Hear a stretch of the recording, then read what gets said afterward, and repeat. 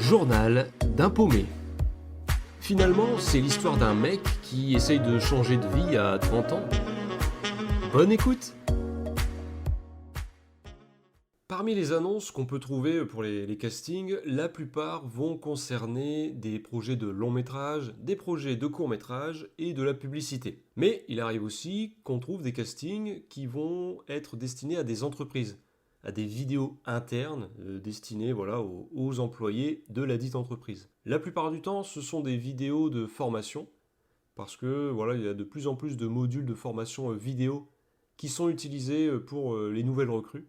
Et dans mon cas, j'ai pu participer récemment à un tournage qui concernait une vidéo de formation. J'avais postulé à l'annonce sur Facebook de mémoire et quelques temps après, j'avais reçu un appel me disant que je faisais partie du dernier round, si je puis dire, de candidats et pour pouvoir départager tout ça, il fallait faire une self-tape. Donc une vidéo tournée chez soi avec un script donné. Le script, pour vous raconter un peu, ça racontait une situation entre un client et un vendeur. C'était le vendeur, c'était un réparateur de PC. Et moi, je faisais un peu l'expert analyste qui commentait la situation. Ça me faisait penser d'ailleurs un peu aux publicités quand on voit par exemple à la télé des pubs pour des brosses à dents ou des choses comme ça. Et à côté de ça, tu as un soi-disant expert, un dentiste ou je sais pas quoi, qui vient vanter les mérites de la brosse à dents. C'est tout ce que les experts en question, c'est du pipeau. Et moi-même, j'ai incarné du coup un expert complètement pipeau. Bref, je fais la self-tape. J'avoue que ce genre d'exercice, je suis pas toujours à l'aise, mais là, comme c'est dans un cadre pédagogique, je trouve que je suis un peu plus à l'aise que les autres. Enfin, que les autres self-tape que j'ai pu faire jusqu'à présent. Et quelques temps après, je reçois un mail pour me dire que je suis pris. Et bon, j'avoue, ça m'a fait plaisir parce que en vrai, les safe tapes, c'est pas l'exercice où je suis le plus dégourdi. Et il y a eu beaucoup de déceptions. Plusieurs fois, on m'avait demandé des safe tapes et suite à ça, j'avais jamais eu de nouvelles. Encore récemment, j'ai dû faire une safe tape pour un rôle cette fois. Et malheureusement, je n'ai plus de nouvelles. Et c'est vrai que ça fait toujours un peu mal que la personne, en fait, elle revienne vers toi après ta candidature en te disant, bah tiens, ton profil nous intéresse. Est-ce que tu peux jouer ce texte? Tu le joues. Tu t'arranges pour le faire de manière propre parce que tu dois faire ça chez toi, tu dois trouver quelqu'un pour te donner la réplique, etc. Du coup, oui, tu donnes de toi, hein, voilà, et tu l'envoies assez rapidement de préférence parce que ça va très vite dans ce milieu. Et suite à ça, t'as plus de son, plus d'image. Même pas un ah bon, ok, bien reçu et tout. Enfin bon, bref, je referme la parenthèse. Tout ça pour dire que les safe tapes, c'est pas toujours un exercice évident. Et là, de pouvoir être pris, suite à ça, ça me fait plaisir. Donc j'ai un texte à apprendre, sachant qu'on m'informe qu'il y aura un prompteur. Donc ça va être la première fois que je tourne avec un prompteur. Mais il faut absolument que le texte soit maîtrisé pour que je reste naturel à l'écran. Donc j'ai du temps pour apprendre le texte, une quinzaine de jours. C'est un texte intéressant et comme c'est un texte, tu sens que c'est pédagogique, il y a une logique du coup dans l'apprentissage et limite toi en apprenant le texte, tu apprends des choses aussi. Donc il est assez facile à apprendre. Et le jour du tournage, on me donne rendez-vous dans un studio, sauf que le studio en fait d'extérieur, tu peux pas du tout deviner que c'est un studio. C'est un ancien salon de coiffure. D'ailleurs, il y a encore les pancartes à l'extérieur. Et une fois rentré dedans, je vois un énorme fond vert. Je trouve que tout est aménagé en studio. D'ailleurs, je me souviens en arrivant, j'ai un petit coup de pression parce qu'il y a déjà une comédienne qui est là. Alors, elle avait eu un rendez-vous plus tôt pour sa partie. Et lors de sa dernière prise, j'entends l'actrice, la comédienne, oui, dire son texte. Et je me rends compte que le texte qu'elle dit, c'est le même que celui que je suis censé dire. Et du coup, je me mets un petit coup de pression en me disant, attends, j'espère que j'ai appris le bon texte, j'ai appris le bon personnage. Parce que, si vous voulez, dans la vidéo de formation, il y avait plusieurs intervenants, dont un expert, celui que je pensais incarner, et que du coup là j'avais quelques doutes. Mais non, en fait, j'ai su par la suite qu'il y a plusieurs experts pour d'autres types de vidéos, donc en fait, elle, c'était encore autre chose. Moi, c'était sur la relation client, elle, je pense que c'était une autre thématique, mais elle concluait son texte de la même manière que le mien. Les clientes sont présentes dans le studio. En fait, il y a l'équipe de prod, il y a une personne, une maquilleuse, il y a alors quelqu'un qui fait le lien entre la boîte de prod et l'entreprise, mais il y a les deux personnes de l'entreprise qui sont présentes aussi. Une troisième est là, mais en visio. Et on nous avait prévenu un peu par mail juste avant que, attention, parce que les clientes sont exigeantes. Après, je trouve que c'est normal parce que c'est un budget, l'air de rien, dès que tu veux faire ce genre de vidéo.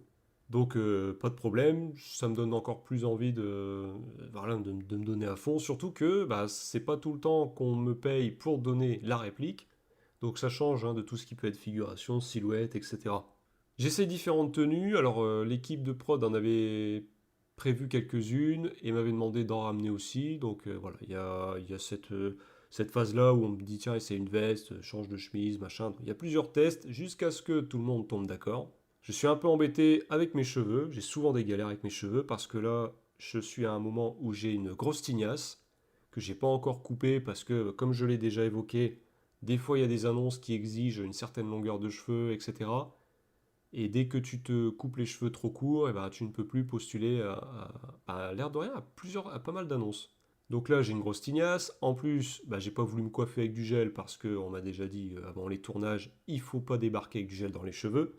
Donc voilà, c'est un peu galère, mais bon, apparemment ça n'a gêné personne, si ce n'est que moi. Donc ça y est, je me retrouve devant le fond vert avec voilà, une croix au sol où je dois absolument rester par rapport à la caméra. En fixant la caméra, bah, ça y est, je découvre le prompteur. En fait, alors c'est un système de reflet. Il y a une tablette posée de manière horizontale et il y a le reflet de, de son écran sur l'objectif de la caméra. Et en fait, c'est quelqu'un à côté qui fait avancer le prompteur depuis son téléphone au fur et à mesure que je parle. Et c'est assez perturbant parce que même en connaissant mon texte, pour le peu que je vois que le texte sur le prompteur n'est pas ne correspond pas au texte que je suis en train de dire parce que la personne n'a pas descendu assez vite ou quoi, ben en fait c'est perturbant parce que comme je suis obligé de fixer l'objectif de la caméra, je vois des mots et mes yeux bah, les lisent automatiquement et ça peut être perturbant. Mais ça va, heureusement, assez vite, la personne arrive à se calibrer sur ma voix pour que le texte défile au rythme de mon débit, en fait. Alors au début, voilà, je joue le texte, hein, selon les différentes situations que je dois exposer. Au début, bon, comme je mets une petite pression, j'ai tendance peut-être un peu à me fermer au niveau de mon jeu, tendance aussi à froncer un peu les sourcils sans m'en rendre compte, mais bon, ça, c'est pas que dans ce genre de situation, je fronce les sourcils assez souvent. Mais au fur et à mesure, voilà, je me décontracte. Il y a les clientes qui sont encourageantes, elles sont assez contentes déjà de la première, du premier jet que je fais, parce qu'en fait, on me prévient qu'on va d'abord tout tourner d'un coup, après on va retourner tout le texte d'un coup, et après on reviendra sur certains paragraphes, en fait. Donc lors de mon premier jet, il y a voilà, des propositions qui sont faites, etc. Moi, j'en fais aussi différentes propositions parce qu'à un moment, on me demande de lire plusieurs fois la même phrase et tout. Et je me rends compte que ouais, c'est bien de proposer des fois, enfin, régulièrement différentes choses en fait. Le but, quand on te fait répéter un texte, enfin, on retourne une scène, c'est pas de redire toujours le texte de la même manière. Voilà, il faut aussi voilà, apporter des choses nouvelles. Et du coup, voilà, je tiens compte aussi des remarques, des demandes qu'on me fait. Et lors du deuxième jet, je sens quand même que je suis plus à l'aise parce que l'ambiance s'est décontractée. Parce que voilà, il y a eu un peu la glace qui s'est brisée. Et ce qui m'a fait plaisir, c'est que à la fin de la deuxième prise, on n'a pas eu besoin de retourner sur des paragraphes spécifiques. En fait, normalement, comme je disais, c'était deux prises complètes et après on revenait un peu cas par cas sur certains endroits du texte. Et finalement, ça, on l'a pas fait. Les deux prises complètes suffisaient. Et suite à ça, les clientes étaient vraiment contentes. Elles m'ont dit qu'elles avaient apprécié le fait que j'avais pris le temps d'appliquer toutes les remarques et les demandes qu'elles avaient pu avoir par rapport à ma manière de jouer, par rapport au texte aussi, aux intonations, tout ça. Et ce qui m'a fait plaisir, c'est que le producteur, après, quand on a discuté un peu en aparté, bah, m'a dit la même chose. Et je m'attendais pas à ce qu'on me fasse ce retour-là. Ça m'a vraiment fait plaisir, ça m'a même encouragé, hein, parce que des fois, quand tu restes comme ça dans l'attente, tu postules à des choses, t'as pas de retour. Bah là, j'évoquais une safe tape où le rôle me tenait vraiment à cœur et où j'ai eu aucune nouvelle. Ah voilà, la confiance en soi, elle en prend un coup. On se demande si finalement on est vraiment à notre place. Enfin bon, bref, c'est pas simple. Et ce genre de journée, heureusement, bah, ça fait du bien, ça encourage. Et le lendemain, je reçois un mail en me disant que l'équipe était très contente pour le travail fourni. Perso, je trouve que c'est une très bonne chose parce que si jamais ils ont besoin à nouveau de comédiens pour d'autres projets, je me dis qu'ils feront peut-être appel à moi. Et en plus, je ne l'ai pas évoqué juste avant, mais ce tournage-là, bah, ça m'a permis aussi d'avoir de nouveaux contacts, notamment la maquilleuse, dont le conjoint est réalisateur et a participé au Nikon Festival. Elle m'a montré un peu ce qu'elle avait fait, enfin ce qu'ils avaient fait. Et franchement, j'avais trouvé, enfin, j'ai trouvé leur court métrage vraiment bien. Il y a le chef opérateur qui était avec nous, qui a aussi participé au Nikon Festival. Et au début, il en parlait d'ailleurs en disant que c'était vraiment pas terrible ce qu'ils avaient fait et tout. Donc moi je disais ouais bah tu sais nous non plus c'était pas ouf voilà. Et là il me montre oui bon les mecs ils ont quand même fait un truc d'époque Deuxième Guerre mondiale avec des uniformes, avec même des véhicules incrustés à l'écran. Donc je me suis dit bon moi je vais pas trop la ramener. Le seul effet spécial qu'on a fait c'est le feu qui est devenu bleu.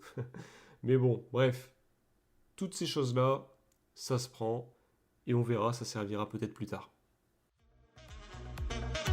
Journal d'un paumé, raconté par le paumé en question.